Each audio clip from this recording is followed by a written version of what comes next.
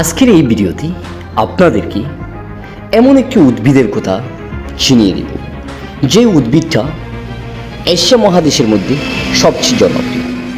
সেই উদ্ভিদটা শীত বহুল অঞ্চলের মধ্যে জন্মায়।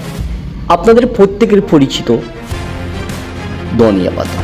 সেই ধনিয়া পাতাকে ইংরেজিতে কোরিয়ান্ডার লিফ বলা হয় এবং কোনো কোনো অঞ্চলে এই ধনিয়া পাতাকে ধনে পাতা বলে পরিচিত। আবার গ্রাম্য ভাষায় এটাকে বাকরের পাতাই বলে পরিচিত। এই ধনিয়া পাতাই বলুন বা বাকরের পাতাই বলুন, সেটা একটা সুগন্ধি উদ্ভিদ যা রান্না এবং চিকিৎসায় বহুত ব্যবহৃত হয়। এটা মূলত এশিয়া, ইউরোপ এবং আফ্রিকায় অনেক অঞ্চলে জন্মায়। এটার বর্তমান বিশ্বব্যাপী বিস্তার রয়েছে। ধনিয়া পাতার কিছু উল্লেখযোগ্য উপকারিতার বিষয় নিয়ে আজকে আমরা পড়ব।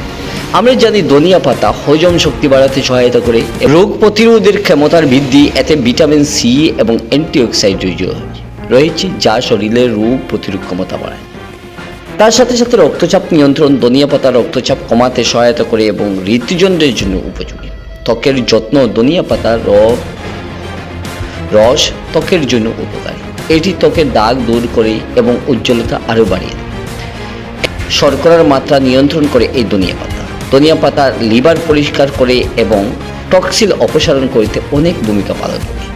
পরিপুষ্টি হিসাবে ধনিয়া পাতা আয়রন, ম্যাগনেসিয়াম, ক্যালসিয়াম এবং ভিটামিনকে এক চমৎকার উৎস হিসাবে মানা যায়।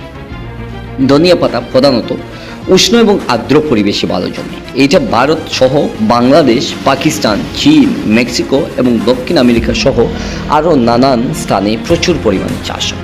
সহজযোগ্য হিসাবে এটা চাষিরা খুব সহজেই চাষ করতে পারে। ধনিয়া পাতার বীজ থেকে জন্মে এবং এটি একটি সামান্য যত্ন সহকারে বেড়ে ওঠে।